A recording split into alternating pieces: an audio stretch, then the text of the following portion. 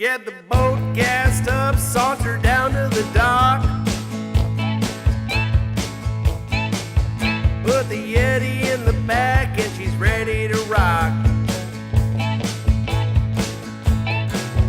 It's a May River thing. It's a May River thing. It's a May River thing. Got the whole family down here. It's a May River thing.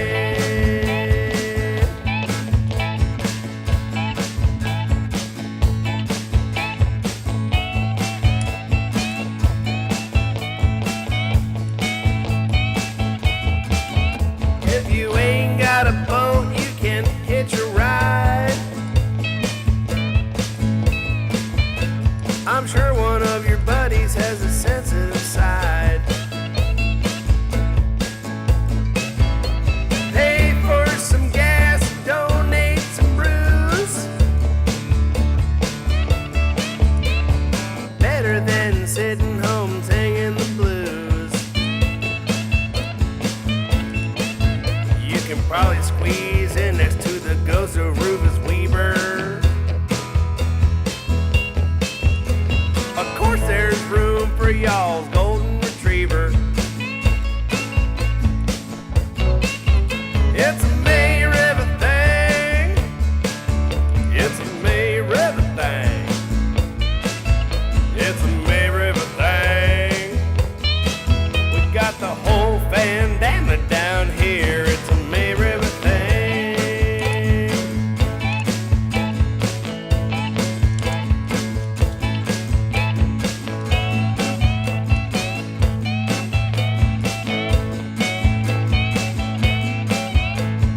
Coming round the corner, see the sandbar is packed.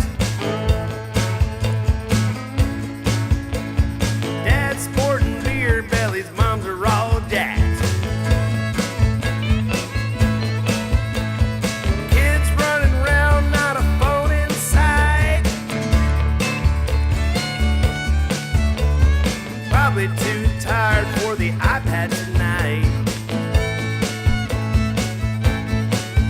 Heard your boy fell out the boat on the way back home. Couldn't leave the corn liquor alone. It's a May River thing. It's a May River thing. It's a May River thing. Got the whole family down here. It's a May River thing. It's a May River thing. It's a May River thing. It's a May River thing.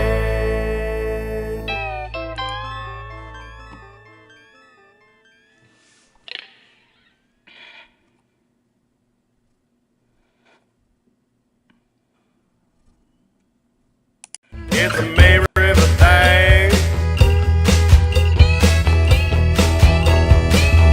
It's a May River thing.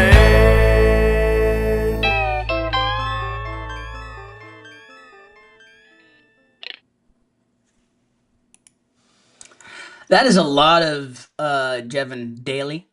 Huge shout out to Jevin for allowing us to use the May River. It's a May River thing song. Hey, it's Tim Wood. It is the episode 2, the Tuesday, January 28th, 2025 edition of Lowcountry Chronicle. Hope you're all having a wonderful morning. You look outside this morning, the snow is pretty much gone. And I can't say, listen, I know a lot of you were like so excited for the snow.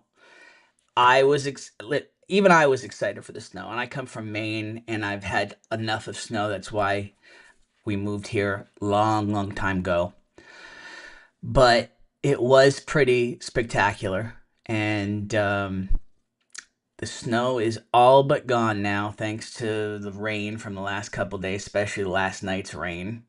We can see the basketball court in the backyard again, and can see plenty of pavement, no more slipping.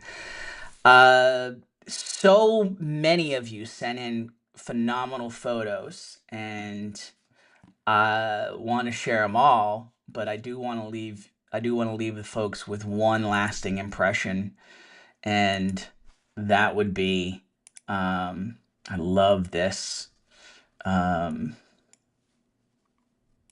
see here. Do, do, do, do, do, do.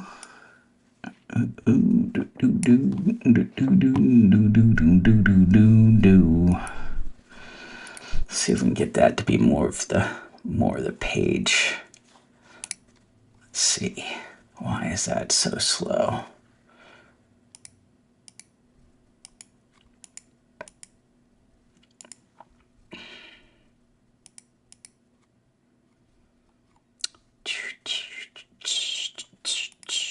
Here we go.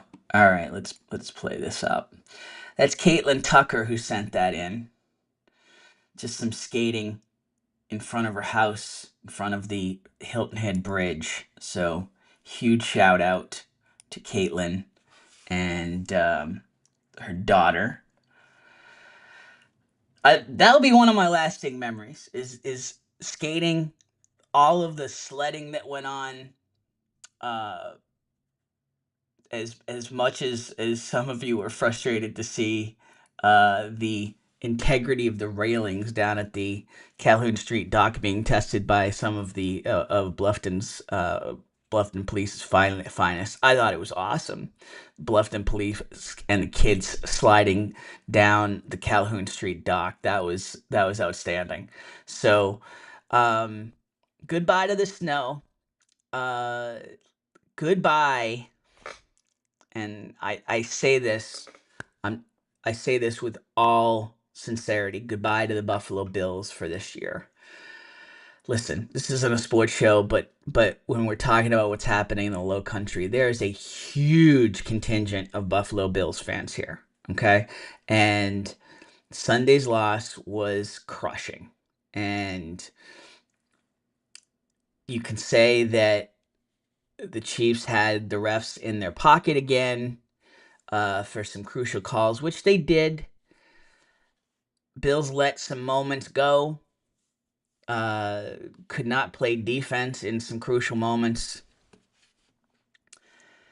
And the end result is the Kansas City Chiefs are headed to the Super Bowl for the third straight year. And seemingly like the 9th time in 10 years. But that's not true. But it feels that way. I said this many times. I'm a huge Patriots fan, huge Tom Brady fan. I said this many times while we were in the middle of it. You're getting to witness greatness.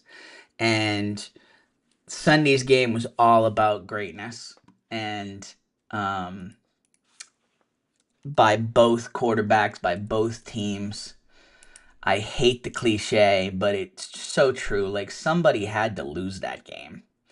And unfortunately, it was the Buffalo Bills. Now, so many of the local Bills fans were congested over and congregated over at our bar.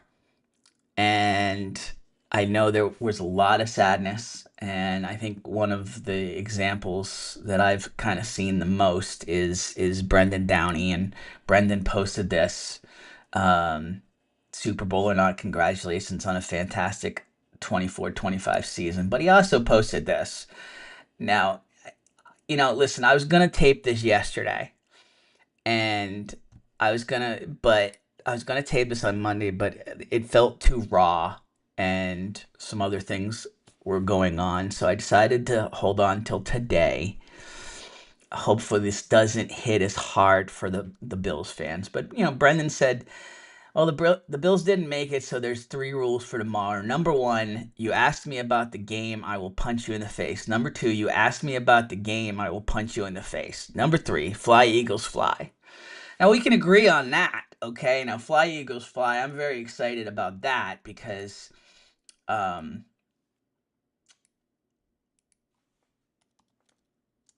the Eagles are the favorite team of the Fields family, and we talk about this very often um, in terms of DJ Fields, which again, the DJ's Day of Giving is coming up at the end of February. We'll be talking more about that, the fifth annual DJ's Day of Giving. But when I think of the Eagles, I think of DJ, and I think of Dwan and Kima, his mom and dad, and after they won, here's what Dwan posted. 55, baby, thinking of 55, and here we go, Eagles fans. Now, by the way, Melissa Dawn, she's selling some jewelry. 100% of the commission goes to Team 55, which is all part of the charitable foundation set up to honor DJ. So, address is right there on screen, parklanejewelry.com. But go to Dwan's page on Facebook, and you'll see Melissa's pay. You see Melissa's post right there. You can click on the link if you'd like to buy some jewelry. If you're an Eagles fan, if you just want to root for the Eagles, like Brendan and a lot of the Bills fans right now, check that out. All of the commission goes to Team 55. Okay, so that's very cool. But listen, I've said this many times. I've worked in the sports industry for decades. Most recently as the managing editor for Bleacher Report, and that was one of those games where I was just happy to be a fan because there's so many storylines. Part of me still has that mindset where I'm still thinking of, oh gosh, I got to sign this story, I got to sign that story. But thankfully, I just got to enjoy that game as a fan, and even as not a diehard Bills fan, been rooting for the Bills, because it's said so often in any other era, this would be Josh Allen's time. And sometimes you have that guy or that team that's better than you that you can't get past, and it just happens that way. So, condolences to the Buffalo Bills fans. I do want to, you see it on the screen now. I do want to send a shout out to Beaufort Drug Company, Soda Fountain and Gift Shop over on William Pope Drive in Bluffton. They are the presenting sponsor for Lowcountry Chronicle for this season of Lowcountry Chronicle. We're very proud to have them on board. I've talked a lot about Jacob Dotson, the Dotson family. A lot of people will say to me, well, that must be in downtown Beaufort, right? Well, no, it's named after Beaufort County. They're in Okatee. They're convenient all across the 170 corridor for families, for Sun City. It really is an amazing place. Phenomenal prices on your prescriptions, first of all. If you're just tired of the chains and the lack of service that you get from the chains. So, great prices on prescriptions, incredible service. They have compounding services, which is unique, and needed for many of us. And the soda fountain over there, it's very nostalgic. You can sit down and at the counter have a shake, have a sundae. They've got hot dogs and daily lunch specials. It's really a special place. And the gift shop has all sorts of low country, coastal decor. So I implore you to check it out, and we'll talk a little bit more about them a little later. But huge shout out to Beaufort Drug Company. What else is going on? Okay, so Justin made a post on what's happening in Bluffton. all about Culvers. And, it's not technically new news. We've been hearing about this for a little bit, but it is getting more official. We're getting closer to groundbreaking. Culvers is going to be going in over at Buckwalter Place. And Justin posted this gem. Just very, very matter of fact, very simple. We are getting a Culver's. That is all. That is Justin Croissants. And I always butcher. I'm sorry, Justin. I'm butchering your last name. I know I am. Justin. Yes, we are getting a Culver's. And for those who don't know about Culver's, it is a fast casual place. It has a little bit of the feel of a Zaxby's, but with a little much more variety in terms of the menu. They're known for their drive-through. They're known for their frozen custard. They're known for so many different dishes. It's a Midwestern company, but it's not just chicken. They have beef. They have chicken dishes, and a lot of people are excited about it. Okay, well, whenever this sort of post comes up, okay, for those who don't know, I am the owner, owner of I don't even know what to call it because uh, I'm the OG moderator. I don't know what I am. What's happening in Bluffton, the Facebook page. We get these sort of posts, and when we start to talk about things that we want around here, something that always comes up is Trader Joe's. Okay, now Trader Joe's has been emphatic that for whatever reason, Bluffton, Hilton Head does not meet their profile in terms of. Now, it's idiotic to me. Okay, like if like a Chapel Hill qualifies for a Trader Joe's, I don't know why we don't. It's something I've been butting up against for 20 years now. Okay, so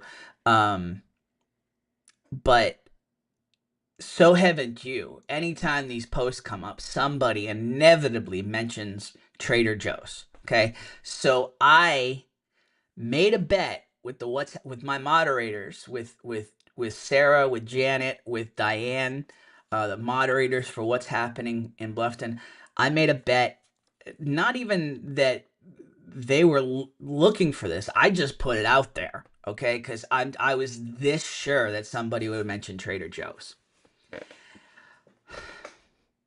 I said that if no one mentions Trader Joe's in the first 24 hours of this post, that I would run down Calhoun Street in a lingerie. Now, I'm not an exhibitionist, okay? I am proud of the weight I've lost, but I am in no means ready to flaunt my body. But I was that sure. I was that sure that it was not going to happen, that somebody would mention it, that I put that out there. And hours went by and hours went by, and then I went to bed. I woke up the next day, still nothing. We get close to about 24 hours. It was about 23 hours and 30 minutes in. I cheated. And my moderator saw right through it, obviously. But I had a friend post about Trader Joe's. And I owned up to it immediately. So sometime in the near future, I will be running down Calhoun Street in a lingerie.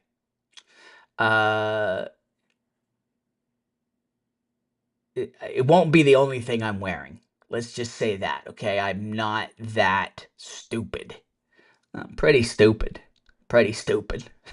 You stupid. But that is going to be a thing because I honor my bets. So, yay that Culver's is coming. Yay that Five Below is coming into the old Bed Bath and Beyond. So those are two major things that are happening. One other thing, a couple other things actually I wanted to mention. The Alan Wilson, the South Carolina Attorney General who became more famous to everyone during the Murdaugh trial. He was in Bluffton last night talking to the Beaufort County Republican Party. One of their first meeting of 2025. He was in Bluffton last night talking to the group, and mentioned a potential run for governor, which kind of made some news. So it was interesting to have such a well-known figure in town. It was a good turnout for Beaufort County Republicans. I was not there. I was hosting trivia last night, but I heard, from what we saw just from the video, it was a pretty good crowd. So Alan Wilson in town last night. Um, one of those things that when we talk about Lowcountry Chronicle, we talk about this podcast. One of the things we want to do up front, just in kind of the chit chat portion of this before we get to interviews, we just want to talk about what's going on so we can chronicle for history what's happening in town. So there is that. I do want to mention Poor Richards, and Poor Richards is closing. Poor Richards has been here for 15 years, Richard Canistrari and Allison Rogers have been heading it up for 15 years, and they have announced that they are closing on January 31st. This was announced on January 20th on social media. I want to give a shout out to Anna Claire Miller at the Island Packet, wrote a really good story about that. And welcome to Anna Claire to the area. She's one of their newest reporters, so you can read more about it in the packet. But yeah, Poor Richards is closing. For those who don't know,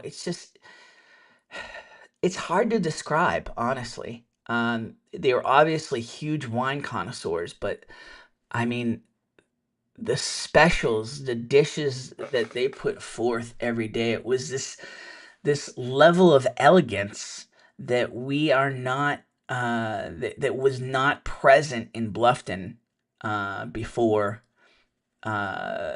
before Poor Richards. And we've since built out a um pretty thriving scene in terms of the local foodie scene. But Poor Richards was ahead of their time, and it sooner or later it's everybody's time in terms of it's been a good run, and it was a phenomenal run for Poor Richards.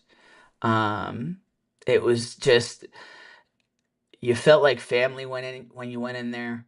Now, admittedly, I could not afford it as much as I would like to because it was high end. It's high end dining. Um, it really is, and it's just if you're listening to this, get out there before the 31st. If you've never tried it, they serve dinner 5:30 to 9:30, Wednesday through Saturday. Their menu is kind of ever changing. Um, right from the website, I can tell their philosophy. We believe that to eat locally is to dine responsibly. So our menu will change seasonally to take advantage of local produce, meats, and fish. And that's what happened. The menu is constantly changed Tuesdays, and uh, you know, what can you expect, or what did people? Their French onion soup is phenomenal. But they had so many different things. One night you could get a lobster roll, the next night you could get a prime rib. Um, their steaks were just top notch, and always loved. Uh, it was like steak and eggs, served with fried egg and hash browns. But the desserts have been amazing. I just want to say thank you. Honestly, I just want to say thank you to Poor Richards and for all that they brought to the community. Um, you know, they really set the table, so to speak, in terms of what the Bluffton food scene could be. And I think they inspired a lot of restaurants to follow and to elevate their game from there. So I just want to say thank you to Poor Richards. Um, they're going to be missed, and there's going to be a new restaurant going in there. We obviously will talk more about that here. We'll talk about that on the Indulgent Islander podcast. But huge thank you to Poor Richards. It's been a hell of a run, and I hope it's not the last we see of Richard and Allison. If it is, they've worked their tails off. They deserve some retirement time and some time with the family. But I really appreciate what they did in creating family at that restaurant, and making it always feel so warm and inviting when you went in there. So um, I'm one of those that I never really make a big deal when I'm not like Norm going into a place. So I would, I can't say like I was part of the crew over there, so to speak, but I went there many times over the last 15 years, and never ever got a bad meal or a bad wine selection suggestion. So huge shout out to Poor Richards. Um, One last thing I just want to mention real quick again, what's happening around here, but I mean, what we see on television and whatnot. People are always asking me, and because I put it out there so often, honestly, on my Facebook page, just TV recommendations. I'm a huge TV nut, huge movie nut. Um, I cannot recommend enough the SNL musical documentary. It's called Ladies and Gentlemen, 50 Years of SNL Music. It was produced, it was directed by Questlove from The Roots. Um, it is absolutely amazing. The first 7.5 minutes of it alone are just like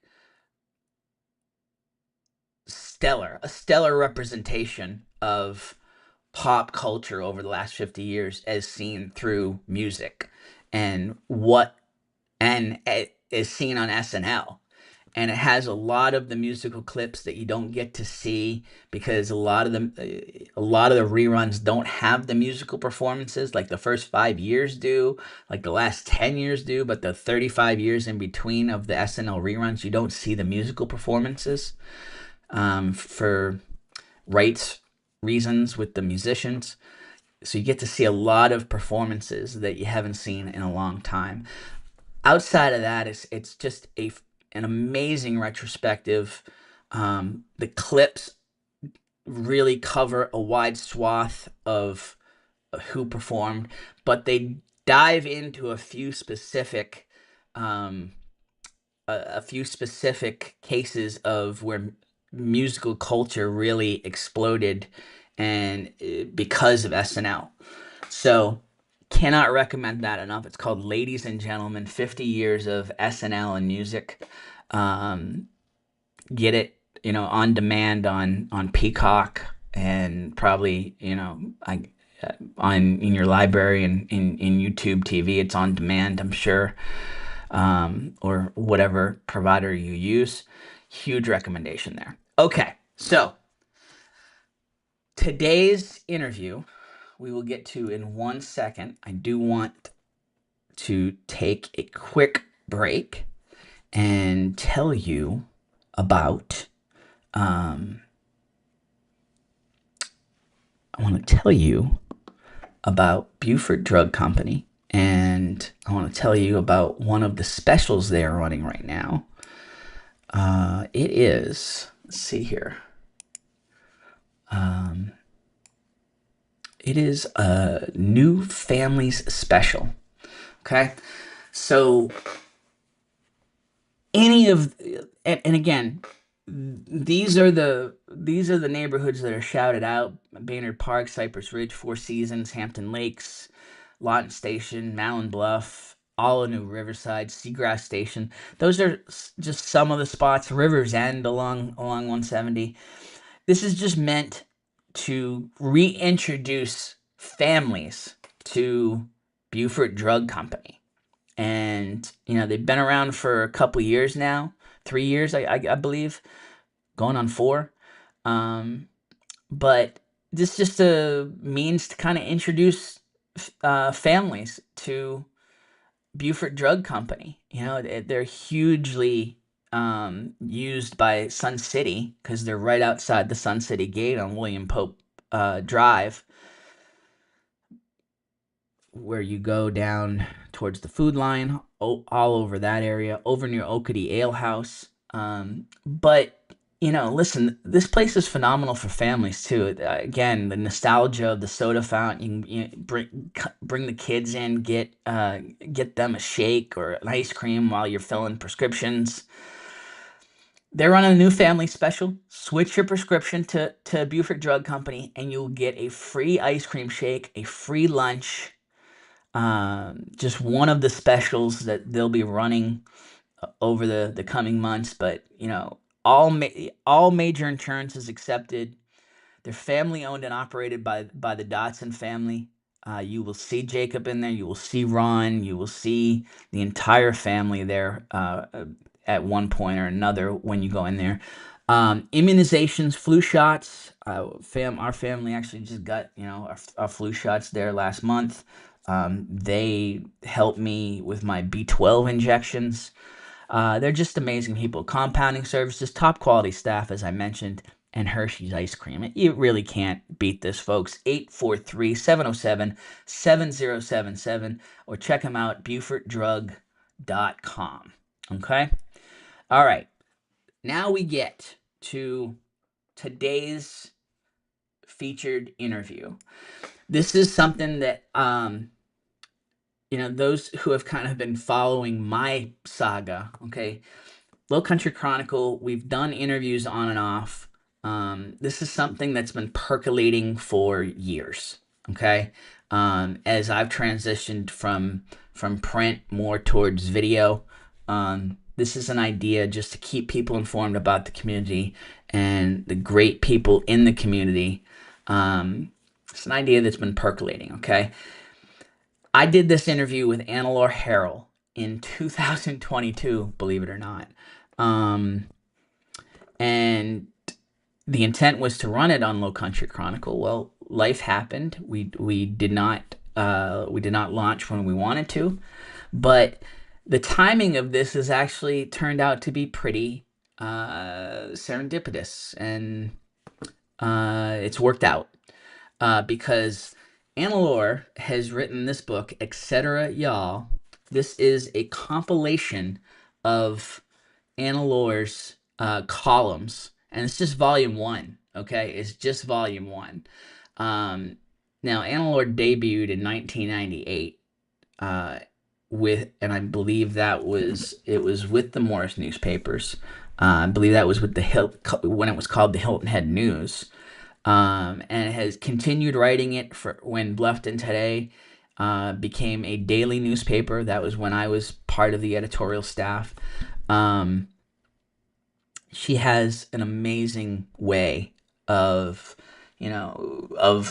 just expressing her passion for the Lowcountry and the people that she meets and the things that she does, the events she goes to. It's just been a joy to read for the last 25 years. And I'm so thrilled that she has compiled it. Her and her daughter Tamala have started to compile these columns in Etc. Y'all. Cannot recommend this enough. We are actually going to be giving away some copies of this book. So if you watch this interview, comment in the comments below if you'd like to be part of the winning, and we will be giving away some copies of this book. It is a phenomenal read, and I had the pleasure of sitting down with Annelore and just kind of going through a lifetime of memories experienced on the May River, and how she got to Bluffton and why she loves Bluffton. So let's get to that. This is my interview with Annelore Harrell. All right. We are here with Annelore Harrell. It is my absolute pleasure. I really appreciate you making the time. What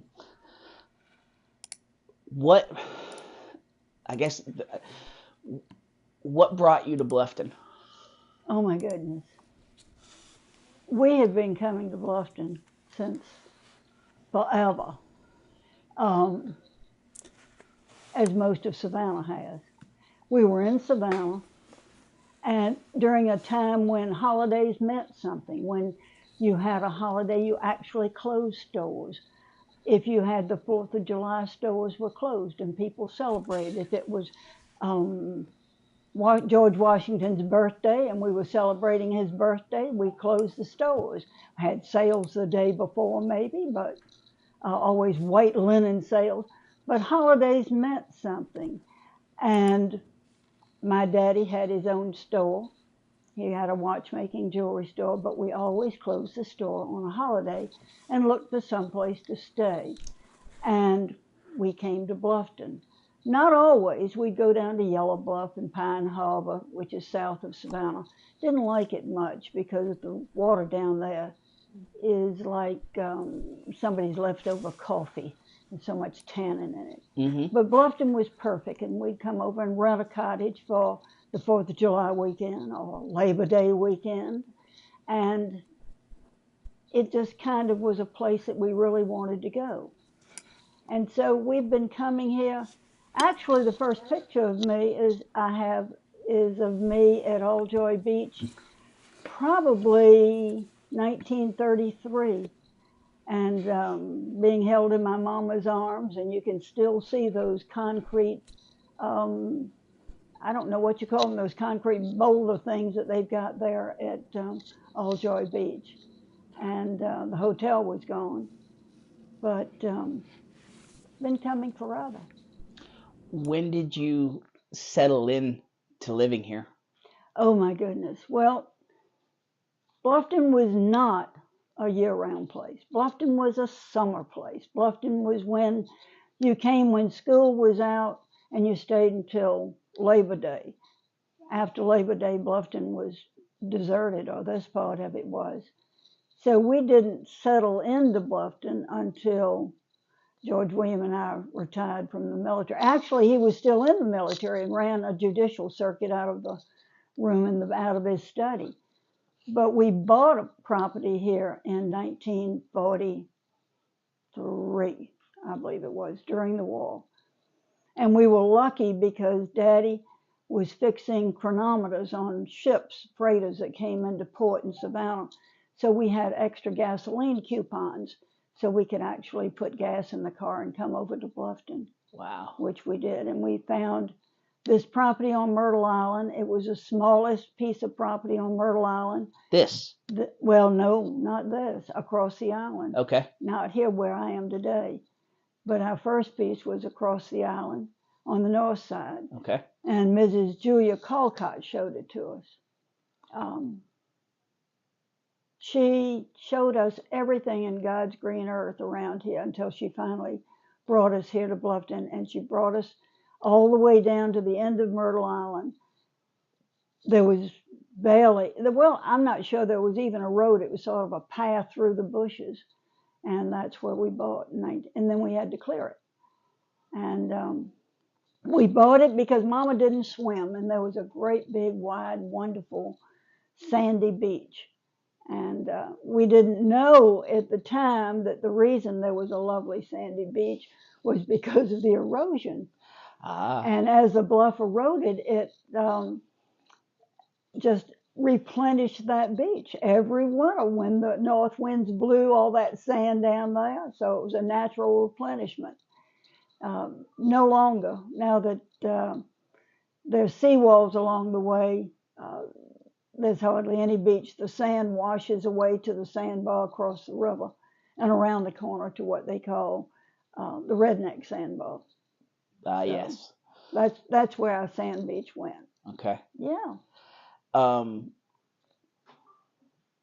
What made Bluffton stand out other than the water? Well, for one thing, it was close to Savannah. And stand out. What made it stand out? I don't know. I don't know how you would answer that, because to everyone who came, there was something different. Daddy liked to shrimp. Mama would go and she would row the boat for him while he threw the net. Mama liked to crab. I hated it. Daddy liked to gig. He wasn't really a fisherman. He did gig for flounder. But I think the main thing is Bluffton has always been there for Savannahans. Now, that's not to say other people didn't come. Of course they did. People up around Estill and Barnwell and Bridgeland, they all came to Bluffton. But people came and they mostly settled in little clumps of people. And when you came in, you more or less came down your driveway and pulled it up behind you. There's no real club atmosphere, no everyone gather at the clubhouse at 5 o'clock for drinks sort of atmosphere. You came and you brought your friends with you. And but what did it bring? I don't know. I really couldn't answer that. It just became part of you. It became part of going to Bluffton. We're going to Bluffton. And Bluffton was all of this area. It included even over on the Okeechobee.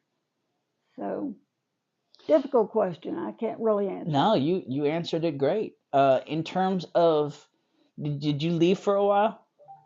Well, of course, everybody. Yes, we when I graduated from high school and went to work and then married, we went off for an Army career. But we always came back. Bluffton was where we always came back. We came back to Savannah because the little house that we built in Bluffton wasn't really insulated, and it was cold as all get out. But we always came back and stayed to Bluffton. That was where our heart was. When you wrapped up the Army career, when George William wrapped up the Army career, was it no brainer? We're coming. No. I really wanted to live downtown Savannah. Really? I wanted to live downtown. I wanted him to have his law office downstairs, and we would live upstairs, and he was going to have none of it. Thank you very much. So he said, well, let's live in Ardsley Park. And I said, I don't want to live in Ardsley Park. I'm not a suburb kind of woman. And so we compromised on Bluffton. So I came to Myrtle Island, and I went to everybody, and I said, would you sell to me? And they'd say, get lost. And so then I went to the Bridge Club, and I said, okay, who's getting married? Who's getting divorced? Who's been put in a nursing home?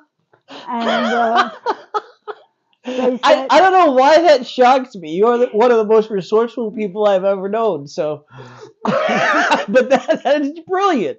Well, so then I found out that Dr. and Mrs. Wackerman were being taken to a nursing facility down in Alabama, and I'd never been in this house, and I was only in it for 15 minutes. But we were stationed at the time at Fort Gordon. George William was the SJA there. And I can remember we sat on the edge of the bed and we were negotiating with Dr. Wackerman's son-in-law, who was a lawyer in North Carolina.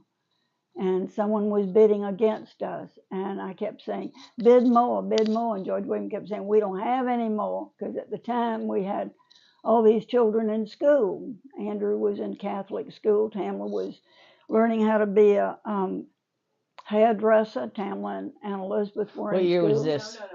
Tamla was not learning how to be a hairdresser. No, Melanie was learning to be a hairdresser. I'm sorry. Get my children all mixed up. You benefited from her. My wife learning. calls the dog. Yeah, there you go. TJ. So. So anyway, we had all the money that an Army officer has, which is genteel poverty. But we managed to get the house, and we rented it out because he was still stationed at Fort Gordon, and they kept trying to send him other places, and we were supposed to go to Fort Lee, and he said, I don't want to go to Fort Lee, and I'm going to resign. And they said, well, what do you want? And he said, I want to live in my house on Myrtle Island. So they finally said, fine. So he stayed in the Army, and he ran a judicial circuit as a military judge out of the study here on this property for 2 years. And then he finally said, that's enough. The original work from home. Work from home. And they gave him a courtroom in Savannah, and so that worked. When was this? He had about 14 judges that worked for him. Okay. Junior judges. Yeah. About what time? What year was that? That when was you moved in here? 1979. Okay. Yeah. All right. So before we get, I want to obviously talk about Myrtle Island, but I've always wanted to ask you this: when did you start writing? Oh, when did I start writing? Actually, when it goes back to Laverne Ward. Do you remember Laverne Ward? Does that name ring a bell? Laverne had a TV station, but he didn't have any programming. So a group of us got together one night over at the town hall, and we decided that Laverne needed some programming. So Tommy Hayward and Tamla you had what, Monday night? I had Monday night. Monday night. And Carolyn Bremer took a night.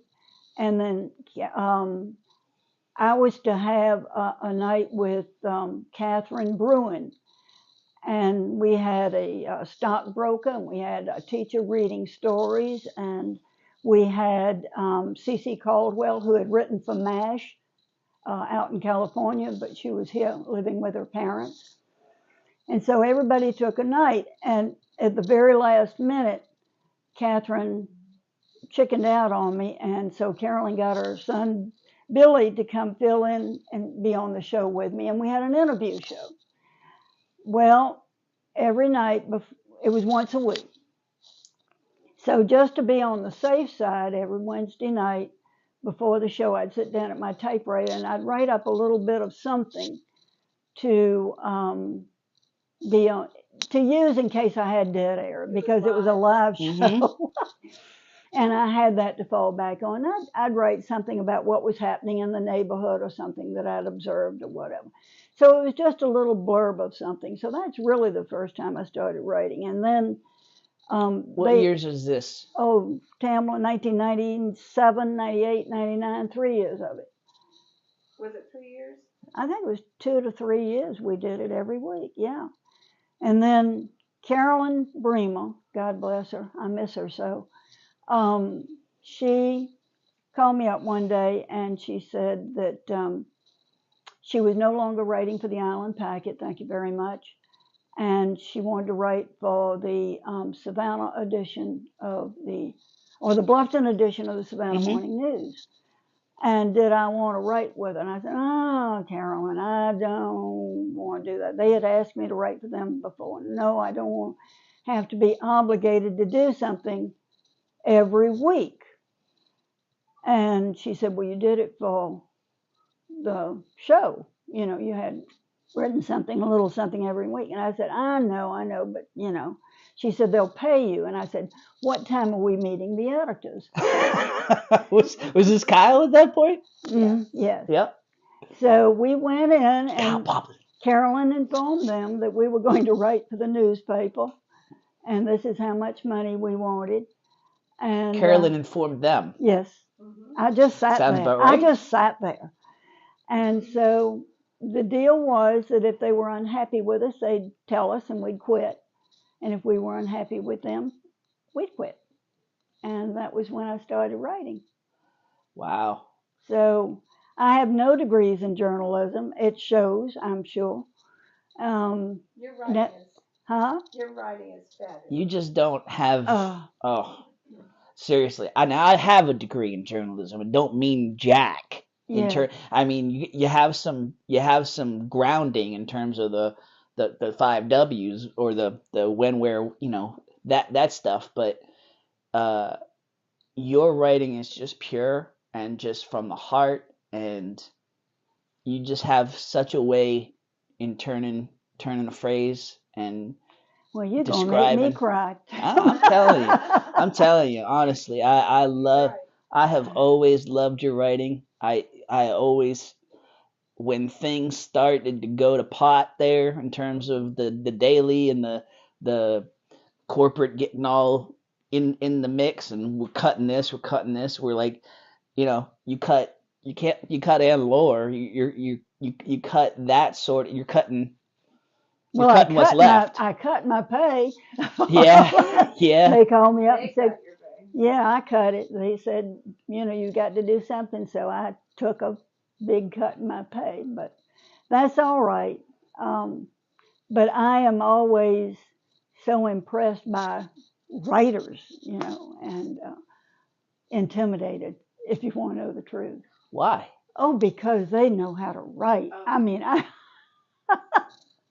really. She doesn't know how good she is. No, what I do is I try to take you along with me. I tell you what I'm going to tell you, and then I tell you, and then I tell you what I told you, is the way I try to put it. But I just want to take you with me when I go someplace, so you can see what I saw. But that means so much. I mean, that is a moment in time. You capture moments in time and moments in your life and the town's life like nobody has. And it's so, just for me, thank you. I'm so glad. I'm so glad Carolyn got you going on it. Well, she did. She grabbed me up. Yeah. In terms,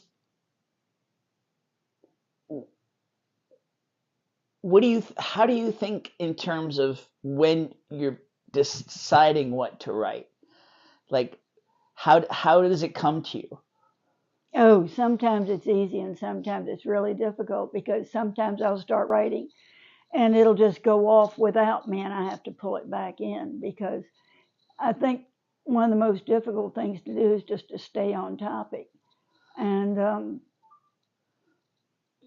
Kyle always insisted on things being tight. You've got to write tight. You've got to pull it in, And the most difficult thing in the world is trying to write little, to put everything that you want to say in just a few words. And I don't know how anybody can write without one of these, which, Oh yeah, without Mr. Roger, because I simply couldn't. And nowadays it's just I type in a word and I synonym. It's just type in the word and synonym into Google and we're good. But Mr. Roger was I don't like that, because I don't think they know all the things that Mr. Roger knows. I agree. Okay. And so, and he gives all little hints down the bottom as well. But Kyle and I were like that when it came to space. Because I am the exact opposite. I write what I write. Yeah, I write what I write. When it's fleshed out and I'm done. And now when you do a daily newspaper, now back when you started, when it was just they had one edition or two editions a week. I thought it was a daily. Was it a daily? It was a daily insert. Okay, we had more space. Let's put it this way: we had more space to fill with Bluffton today. Yeah. As I was his friend then, because now we had space to fill. But he was. He did. Bright and tight. He wanted tight, but then the new people came in and they wanted long. They don't care if I write on and on, but then I really know that some of my friends read me online, and they don't want long and long and long. They want me to tell them something and then shut up. They're not going to read on and on. Nobody has ever said that to you. Really? No. Well, while it's true that people do have a short attention span. Yeah, they do. But no one has ever told you that they like it short. I think you're just making that. Well, I've just the story that I sent you. I cut out, Tamla, for the 31st. I cut out a bunch of stuff because I thought, this is just going on too long. They don't want to hear all of that. So I just cut it out. I always will say, listen, I'm writing along for you, so you have more room to fill. And if you need to cut it, I've made it nice and simple. I have there's real You can clear cut it spots that out. you can cut out. Um, Well, I'm never even sure that the They've never editors given read her it a word nowadays. count. I'm not sure that anybody at the office reads it. oh, I think they do. Um, I mean, there's When very she few walks in people in the the door, office they don't know anymore. who But she is. yeah, really, no. this is in Savannah, or No, in Bluffton, if she walks in the office, they say, "Hi, can we help you?" where's the office Well, now? there is no Well, office Yeah. anymore. I mean, Yeah, when it was on. Yeah. Yeah, that makes sense because they've never seen her. it's just a different It's a different whole thing. different world out there. I Yeah. have not met the new gentleman in charge of the paper. He's not even here. He's in Greenville. Yeah, They're not even in Savannah anymore. It's No. Greenville. It's Right. bizarre. Right. They don't answer email. I don't want to take too much time. I'll go down a rabbit hole there. That I loved every minute of Bluffton today. I mean, I've done some things in my career nationally and blah blah blah. This was by far the best gig I ever had, and I thought it would be forever. I thought I'd retire right for Bluffton. I just could not see how this paper would ever go away, and they just didn't sell it the way we wrote it. That's pretty much the simplest way. They didn't get down on the street and sell to mom and pops. They were all about low hanging fruit with the advertising. But I digress. Yeah. My wife says that's going to be on my tombstone. Tim Wood. I digress.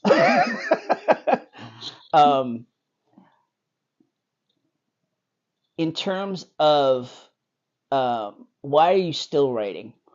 Because they pay me. That's simple. I mean, it's that simple. If they didn't pay me, I wouldn't be writing. She enjoys it. It's work. Anyone who says that it isn't, I don't know where they're getting that, because just tracking down loose participial phrases can be a job. So, no, to me, it's a challenge. But to be honest with you, if they didn't pay me, I wouldn't do it. Yeah. I mean, it's that simple. I can use the money.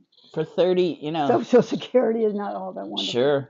I mean, I've been writing professionally now for 32 years, and I still get stressed out every time I sit down to write. And I still am my own worst critic, and my toughest editor, and so it's, yeah, I get it. Well, Tamla's my editor. I send it to her first, and she puts.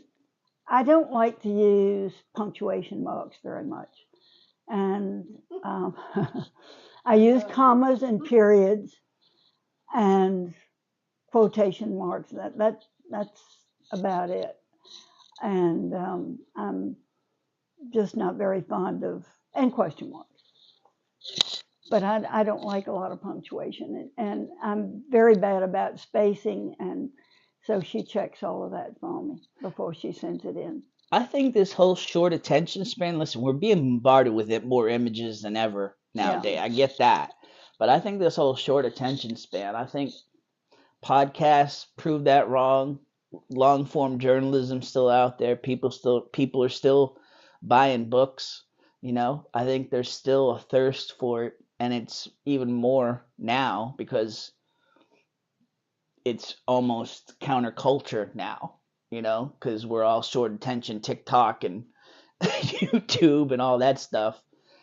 In terms of, what's the hardest thing you ever wrote? What's the hardest piece you ever wrote? Probably my husband's obituary. I knew you were going to say that. I could have answered that. You wrote the obituary. Mm-hmm. Yeah, they're not easy to do. No. That's where I started in my career in the basement of the Portland Press Herald in Maine, writing obituaries, and and they always said, if you can write an obituary, you can write anything. And so I started the basic obituaries. Then they had me do the feature ones where I had to call up right after it happened. And I mean, that's how you learn to talk to people, quite honestly, and cut through all of the official crap and just talk to people. Well, I have obituaries. I have of everyone that I've ever known who's had an obituary in the newspaper. I have it saved in a file cabinet in the back. Why did you want to write George's? Oh, I didn't feel that I couldn't. It never dawned on me that somebody else should. Did it? No. It never occurred to me. Mm-mm. Yeah, I get it. And it's hard. You cried a lot, but I mean, it's No, no, not a crier. I'm not a crier. All right, No. If I do, I'm by myself somewhere. fair enough. But That means she's not super sad. Emotional, sure. But I want you to see what. Did you see those? Absolutely. He was. For the camera. Huh? Hold them up for the camera. Yeah. Let's see if you can see it. Hold you on, see let me this? zoom in Move your here. fingers off of your face. There we Oh, go. my finger's off my face. Okay. Put now them down can- a little bit. Down? That right there. Okay. Got it? Oh yeah, that's perfect. Okay. That's when we came to Bluffton. When we were dating, when I decided he was the one. Chased him till he caught me. Not well played. Seriously, that's what you have to do. Decide That's- what you want and go for it. That's what I did with Debbie. Absolutely. Great way to put it. So you're back in Bluffton. I am. We never wanted to leave. We always knew we'd be back. But when my mom passed, my dad was a mess, and he was out in Arizona. He was going back to Maine, just completely lost. They were married 52 years. She took care of him, and so I felt like he and I are best friends. I felt like I needed to go up and help him get his calibration back about him. So we went up. We knew we were coming back. Didn't think we'd stay that long, but we stayed for 4.5 years. And I started a newspaper up there, the newspaper I wanted to start down here. Have I ever told you about the alternate BT plan? No. Oh yeah, we were that close when everything was going to hell, and they were gutting it, and I just knew I had a whole business plan. We were going to do our own Bluffton Today. I don't know what I think it was Bluffton Now or something. We were playing with the name still, but I knew it wasn't going to work without Kyle and Rob. As much as I, would have loved to do it, I knew the heart of it was Kyle and Rob. And Rob was going. Kyle was too far ingrained in corporate life at that point, and too kind of dependent on the teat, I guess. So, but the ironic thing is when he got that fellowship and he went off to Michigan, he started his own paper out there. So Smart guy. yeah. Oh, yeah. I love him. I love him to this day. He's just, one of my favorite people. All right. So you were the only person, and again, not shocking, but when I called you, you were like, all right, I don't want to get off on a tangent. We're going to have a topic. And how far off did we get? We got a little off. Yeah. I think that going back and talking about the 40s now would be rubber. Absolutely. I'm not sure we need to go do that. No? Okay. We hit on it, didn't we? Yeah. Yeah, we hit on it. But the 40s is something that is totally different to you. But the 40s in Bluffton were really sort of the beginning days. If you can, when you drove down this island today to come to my house, you saw these houses on both sides, estates, big houses. And you have to remember that when we came over in the 40s, that paved road that you came over was not there. It was like an embankment that was covered in some places with oyster shells. And then you drove up these planks to get onto a wooden bridge that clattered when you came over. So even down at this end of the island, if somebody was coming onto the island, you could hear it. It go blank, blank, blank, blank, blank, blank, blank as they drove over. In fact, it was so wobbly that one time someone had ordered some concrete blocks to come from Savannah to build a house.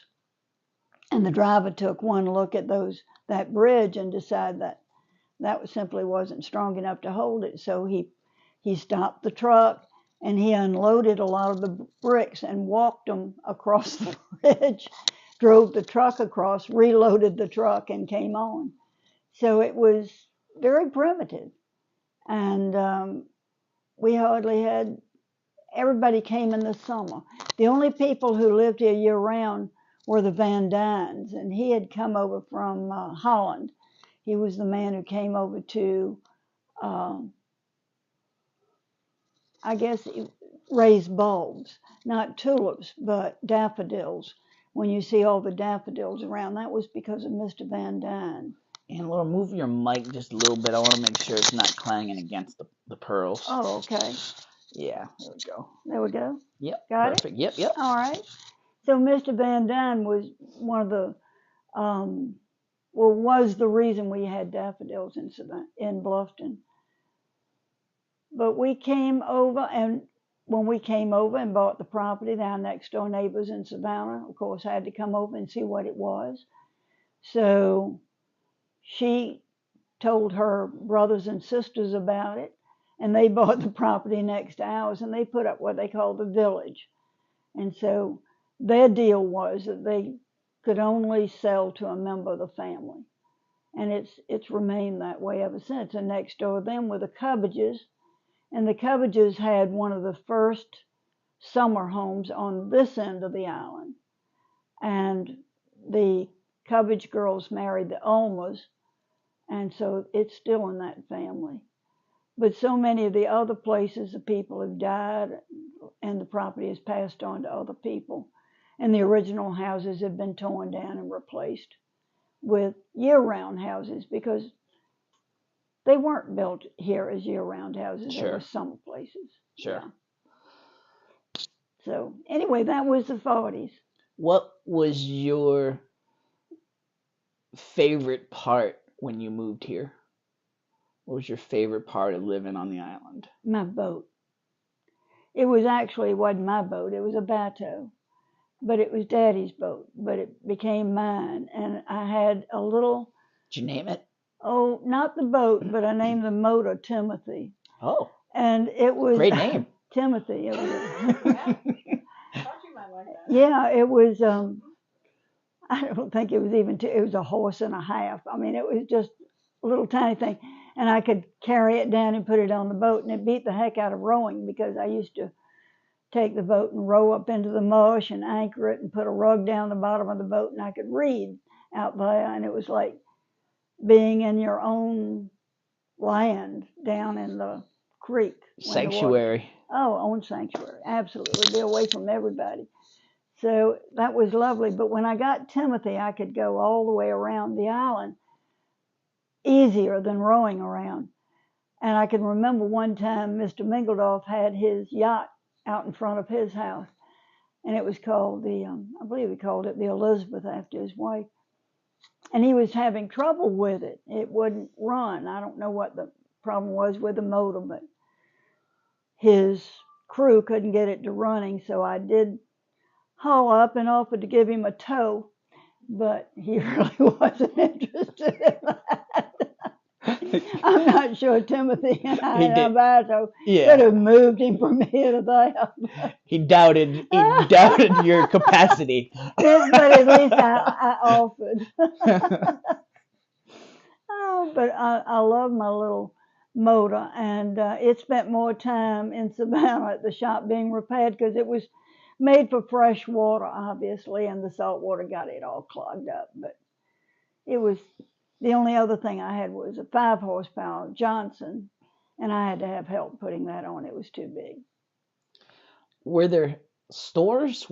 Like, how did people exist here during the summer? Would they bring supplies by boat from Savannah? Were there? No, we did have that bridge. It was rickety, but we did have that bridge.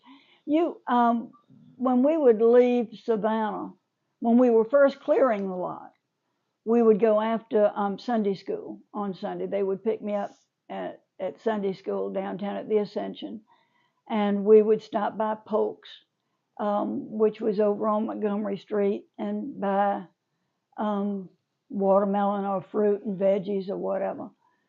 And we'd stop by Gottlieb's Bakery, and then we'd come over the Bay Street Viaduct through Port Wentworth and over the Houlihan Bridge and through the sanctuary, Savannah River Sanctuary, and past the rice mill, which during the war was a honky-tonk and just a dreadful place.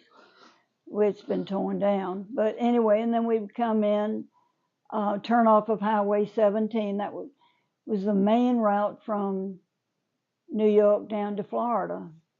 And we would turn off at 17 and come on into Bluffton and go past the pig farm. And always cared about the railroad tracks, making sure that we watched, because a lot of people would get killed at the railroad tracks if they weren't careful. And then come on into Bluffton. And when we first started out, my brother and I each had a hatchet, and Daddy had an axe, and we would chop down the bushes of the lot to clear it. And you would take a bush and turn it over and whack it with a hatchet. And we built a lean-to of palmetto branches and built a fire, and Mama would usually bring a great big pot of stew, and we'd eat, and then we'd slide down the bluff to the beach and wash the pot in the sand and the salt water and pull ourselves back up the bluff again and go home and take a bath and pull off the ticks and try to take care of the red bugs. Red bugs? And the first day we were able to see from one end of the lot to the other, we celebrated. That was, I bet, wonderful. Yeah. Red bugs. Red bugs. Chiggers, I think people call them. Okay. Chiggers. Yeah. Yeah. No, we call them red The bugs. nasties. Yes. I finally learned how to take care of them, but anyway. So a lot of folks nowadays that have lived here for a long time have this it ain't what it used to be, and it's just never going to be it again, and it stinks. And when I read your stuff, I read memories. I don't read it. I do. Everybody always is going to occasionally say it isn't what it used to be, but I don't read negativity in your verse. No, I have no negativity. Everybody came here from someplace else, and you bring with you what you want to have, I guess. I only have a problem is people trying to force me to change. And Bluffton has always been, you do what you want to do, darling, and I'm going to do what I want to do. And I'm happy with that. But don't try to make me do what you're doing. That's your side of the fence. If you want to stand over there and dance in the moonlight, that's fine, but it doesn't mean that I have to dance with you. I can choose my own happiness. Everybody came here for a reason. That's what I try to tell people. Like all these newcomers, they're all like, "Well, how do I fit in?" I'm like, just don't. talk But about. you don't. We never worried about fitting in. Yeah. Because we brought our own with us. This is what I tried to tell you earlier, in that when you came, you were an entity within yourself. When you pulled in your driveway, you more or less pulled in the driveway behind you.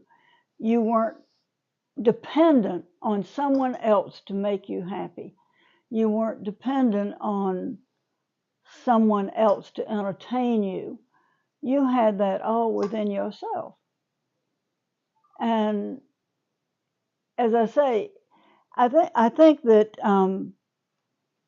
a friend of mine expressed it better. He said, if I live in a mansion, or he put it this way, if I live in a single wide trailer and you live in the lot next door in a mansion, I'm happy for you. And I'm happy doing what I'm doing. And you could go in Bluffton to a single wide trailer, and there'd be a copy of Smithsonian on the coffee table. And the person might have just flown in from Paris the day before, and they might have a degree from Harvard. How do you know? It's all where we put our resources, you know? And they're happy with what they've got and the life that they chose. Maybe they chose not to spend their money on a big old house. Or maybe they didn't have it. They chose to go see Paris. Or maybe they didn't have it. Yeah. So we didn't. So anyway, that's Bluffton. I love what Betsy Caldwell said. She said, divided we stand. And that's pretty much, and if you try to change that, then you're trying to change what you came. You're going to kill the golden egg or the goose and mess up that egg. You guys were frontier people.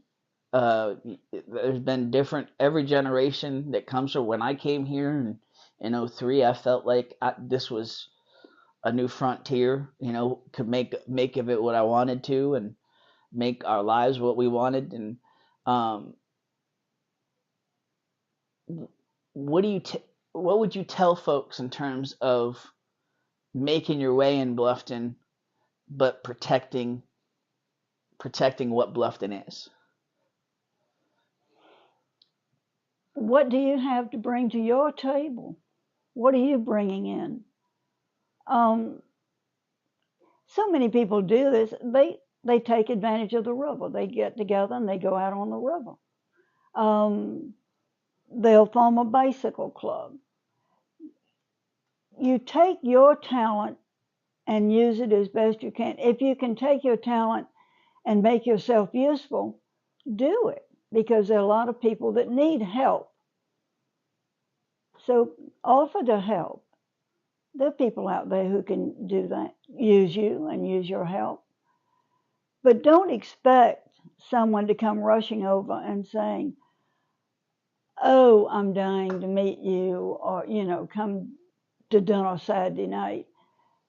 Don't wait to do that. If anything, go invite them to dinner.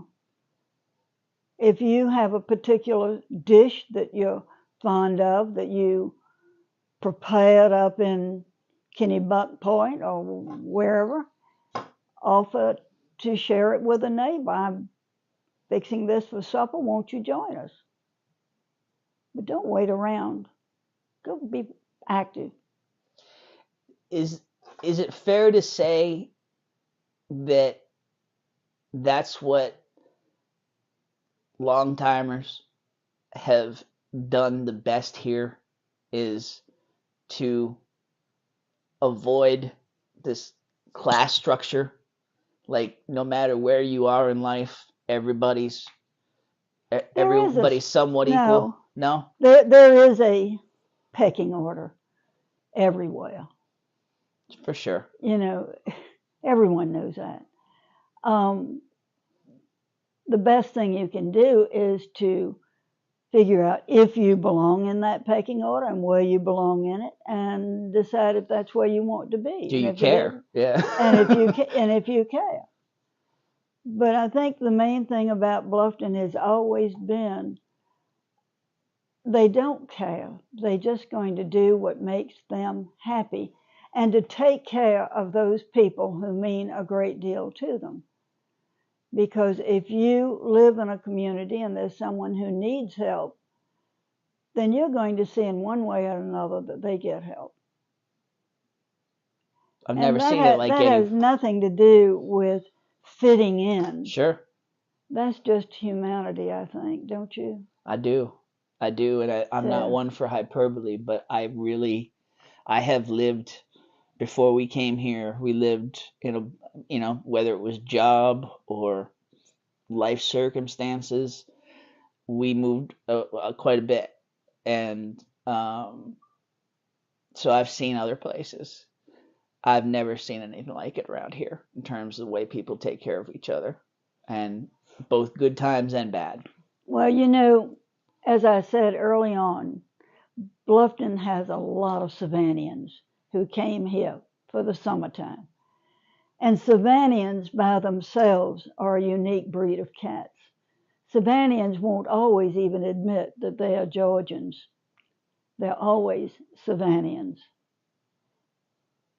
first. And because of that, for a long time, Atlanta treated us as stepchildren. Other counties in the state got beautiful roads, but not Savannah. Savannah said to Atlanta, we're going to do our thing. I didn't know that gambling wasn't allowed in Georgia. I mean, in Savannah, it was a wide open city. Yeah. You had slot machines and you had horse racing machines. Mixed drinks. I had no idea it was against the law in Georgia to serve mixed drinks. None. Savannah just never paid a bit of attention to it. They did what they wanted to do. So it's not unusual when I say Bluffton is unique in doing what they want to do, because Savannahans are pretty much the same way, and they did come over. Now, we have families who've lived in Bluffton a very long time. The Ulmer family, for example, came over from Hilton Head after the war between the states, but or the Great Unpleasantness, however you want to phrase it. And people like the Martin family who've been here for such a long time, and the Bushes. But basically, Bluffton is a unique place, and they come by it honestly. We also had a lot of people who came from the north who came down here who had been paid by their families to stay away. So, and they were unique. Mm-hmm. Paid by their families to stay away. Yes. Meaning? Meaning just that. So. Black sheep of the family. Yeah. Okay. Yeah. So collective, collective black sheep. Exactly. Community. Exactly. That makes for a lot of fun. Mm-hmm. Some of the earliest eccentrics. Oh, exactly. Mm-hmm. Harry Cram was an early eccentric. Harry Cram? Mm-hmm. You want to talk a little bit about Harry Cram? No, I do not want to talk about Harry Cram. Okay. Hank, I do not want to talk about Harry Cram. I'm not going to talk about your daddy. In terms of, there's a lot that's been written, a lot that's in the archives and in the museum and Hayward House. Who are the people that were your friends, that are your friends, that we don't hear enough about? Is there anybody that stands out that you wanna highlight, that you want people, in perpetuity to know about, that haven't gotten a whole lot of attention? Well, I think Laverne Ward, for one, because he did chronicle life in Bluffton. And there'd never be anything else like that. I mean, that is an archive to be treasured, what he did. Is it being treasured? I hope so. I hope so. I think that, Now you're going to put me on the spot because sometimes I have trouble remembering names. The library. Who? The people who founded the library. Oh, they're remembered. They're on. Yeah, they're on the wall of honor in Bluffton. Yeah. And you know, a lot. I know that Ida Martin, for example, but then there was Judy, whose last name I always have trouble remembering. Huh?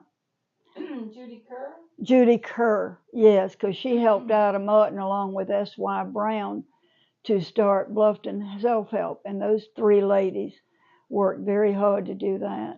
And Ida did get a presidential recognition.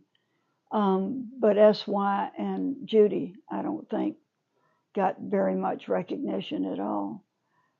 Laura Bush has worked very hard in Bluffton for our educational system.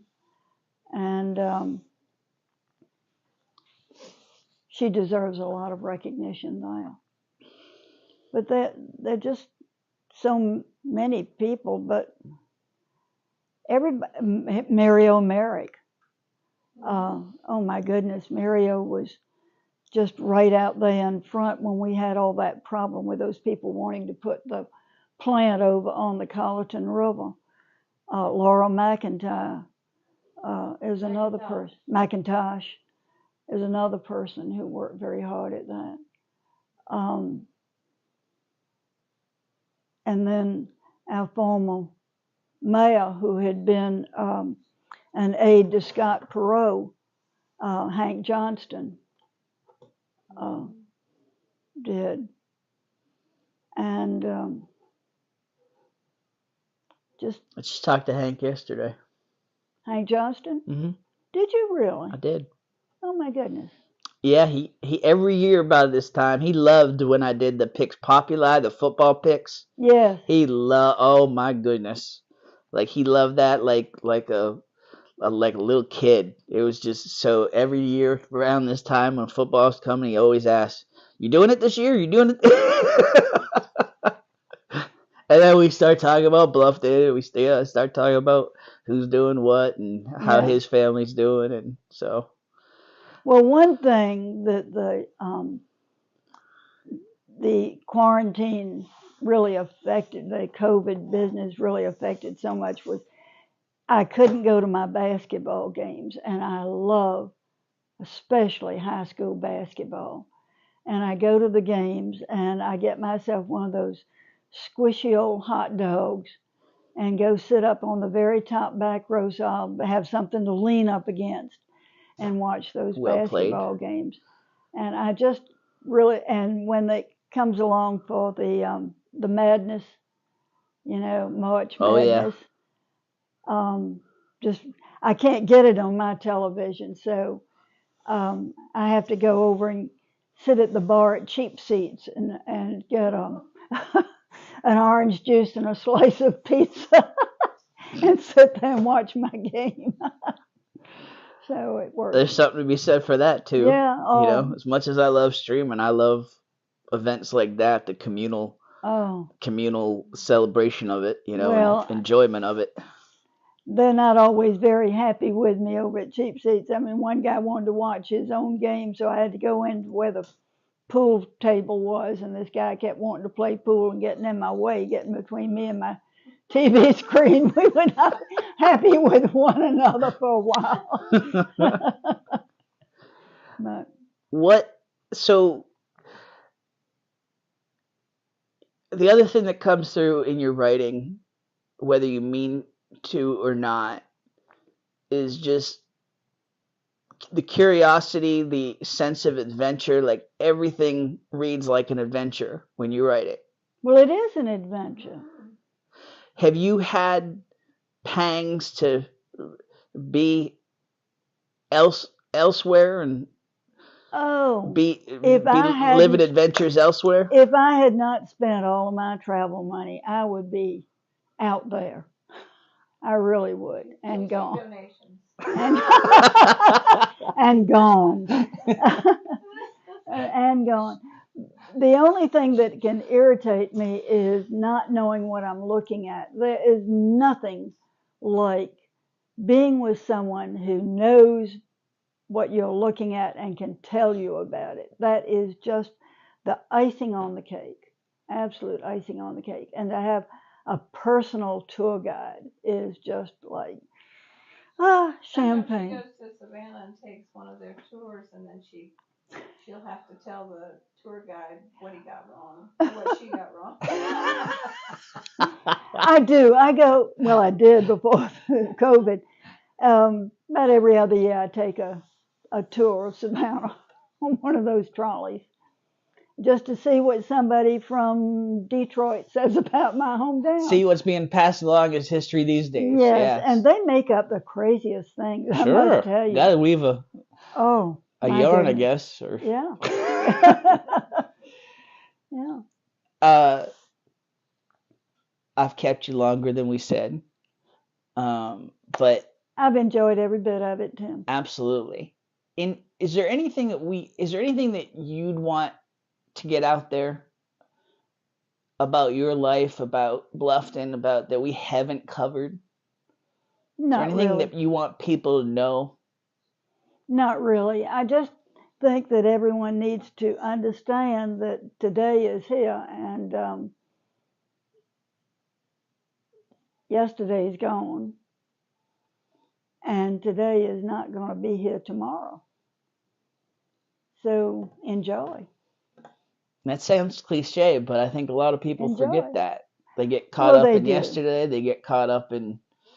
And it's so easy to say, but just enjoy and be yourself. That's something you've always been. Well, you know that I'm a first generation German. And when I was born, Mother didn't speak English. And she hated it in Savannah. It was hot. She was 22 years old. She was miserable. And all she wanted was to go back to Germany. So we went back. And she got all the paperwork ready. We stayed, about 6 months or so, I guess. Stayed for my 4th birthday. And came back, and she had all of her paperwork ready to move back. And one morning, she opened up a letter from her father-in-law, who lived, and he wrote her and said, "Annie, don't come back. Things are bad, and they're going to get worse." And my mother sat at that table, and she cried, and she cried, and she cried. But I was always told there were 4 of us. It was Mama and Daddy and my brother and me. And we pretty much were alone. We had no grandparents. We had no aunts. We had no uncles. And we were dependent on each other. And so that's how I was raised. So enjoy your families. If you have grandparents, enjoy them. Not everybody was granted the luxury of doing that. Mine were across the ocean. Mine were being bombed while I was on a Christmas Eve when I was in the store serving people who were, when we heard it over the radio that they were bombing Bremen, said, "Kill those Krauts." And knowing that it was my grandparents that they were killing and smiling and saying, "That'll be $6.99, please."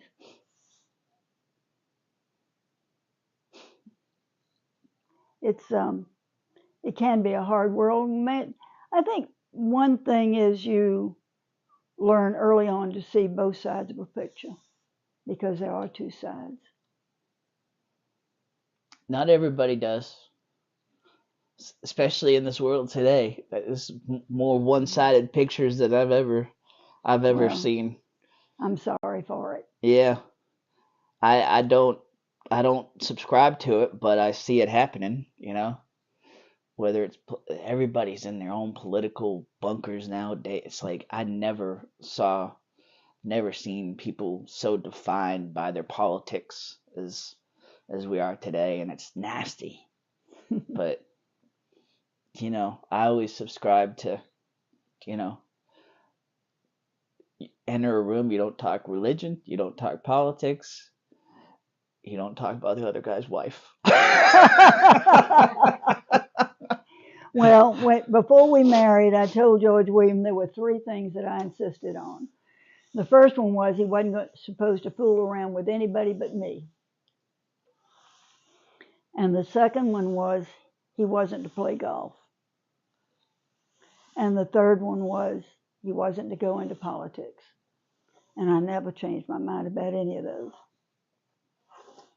Did you ever have any pangs in terms, just because you love the town so much? Did you ever have any pangs to do town council or Oh, heavens, no. I have foot and mouth disease. I make the big mistake of saying what I think. I could never do that. That's true. No. Golf. No. Why?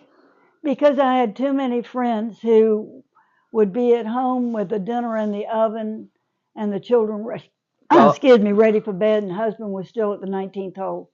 Golf widows. And I wasn't going to have any of that. My whole family loves golf. I was a golf widow. I love my dad, but that's the one thing that I didn't inherit. Because I got a better way to spend 4 hours. I got a better way to spend an afternoon with my family. There you go. So, Annelore, absolute pleasure. Really appreciate you making the time. Well, I've enjoyed it, and thank you for putting up with me. No, please. Was texting with Annelore a little bit during running this. It's taken too long for it to get out there, and that's my fault. But boy, cannot thank her enough. And Tamala, her daughter, for allowing me inside her home and outside their home, and grant me the time to talk. Boy, could talk to her all day.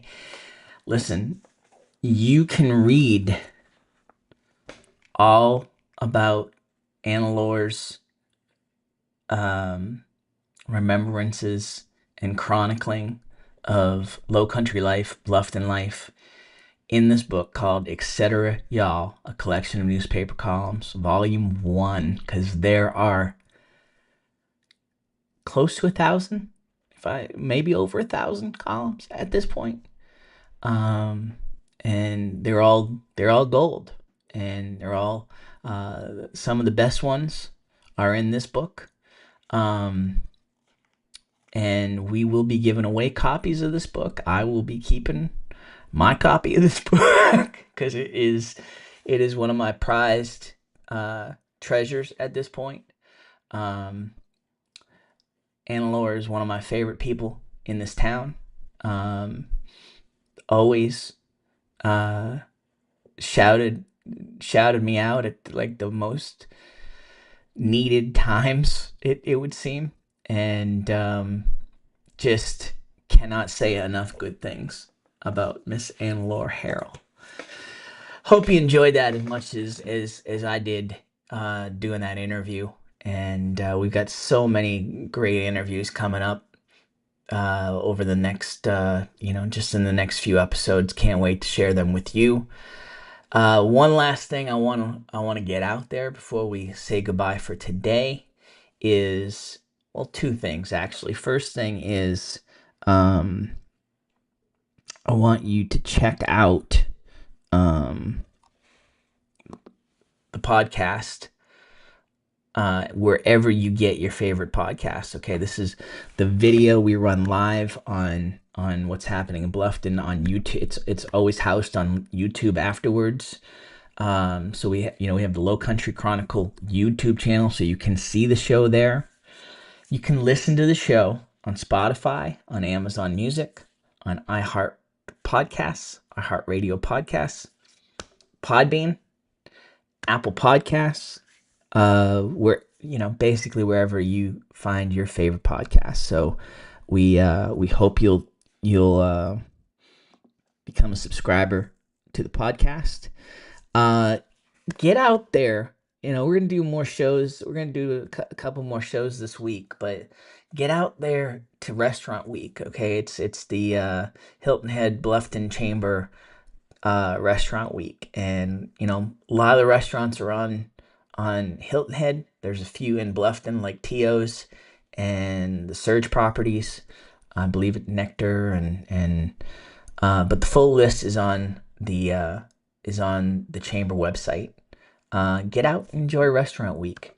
Sample a lot of these restaurants have special menus for the week, so get out, enjoy some good food, and I hope you've enjoyed this edition of Lowcountry Chronicle. My name is Tim Wood, and we will speak again very soon. Have yourself a great day, and I'm just trying to think if there's anything else. There is not anything else. All right.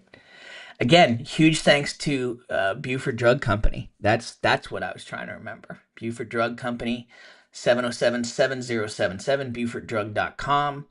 Please check them out. Phenomenal